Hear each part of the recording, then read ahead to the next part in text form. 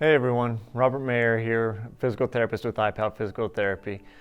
I wanted to talk to you about an exercise today, which is everyone's favorite exercise, which is a plank. A plank is a great exercise. If you have had low back pain in the past, I would not recommend it if you have low back pain at this time. If you are having some back pain at this time, please refer back to some of my older videos, which talks a little bit more about how to help manage that pain a little bit more. But if you're not having any pain, or if you've had pain in the past and you're wanting to know how to get yourself a little bit stronger, or if you're wanting to prevent any pain, prevent any reoccurrence of pain, then please continue and follow along with this exercise, follow along with these planks. So planks are a great exercise because they really just do work the total body, and it makes you really stabilize your entire body. It focuses on the core. Everybody's always talking about the core, got to have a good tight core. And that's important if you've ever had back pain or if you're trying to prevent back pain, because your core is everything around your abdomen and your back, and it gives your low back a lot of support. So these muscles include your abdominal muscles, hip muscles, back muscles, all over. So we got to have those nice and strong. The best way to do that is by doing this planking exercise. So some of the muscles that it's going to work, the main muscle is called the transverse abdominis. It's a deep abdominal muscle that will really help to give your abdominals a lot of support. You're going to feel it working in your glutes and your hips. You're going to feel it working in your low back, your shoulders. You're going to feel it working all over, depending on what position you want to try.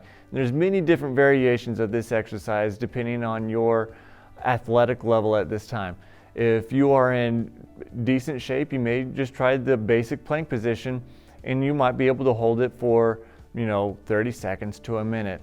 If this is the first time you've tried this exercise, there are different modifications that we can make, and you may only be able to hold it 10, 15, 20 seconds. But the thing is, you start wherever you're at, and then as you get stronger, you can build up, you can modify it to however you need, you can change the time, however long you're able to hold it. That's just fine. You just got to start somewhere. The first example that I'm going to show you is just the typical plank position on your forearms and on your feet. This is a good position. It's going to put a lot of the focus at your core and your abdomen. But then you will also feel it working in your shoulders as you're having to stabilize in your shoulders and not letting your upper chest. You will feel it working in your shoulders as you are trying to prevent your chest from sinking down or from your upper back lagging a little bit more.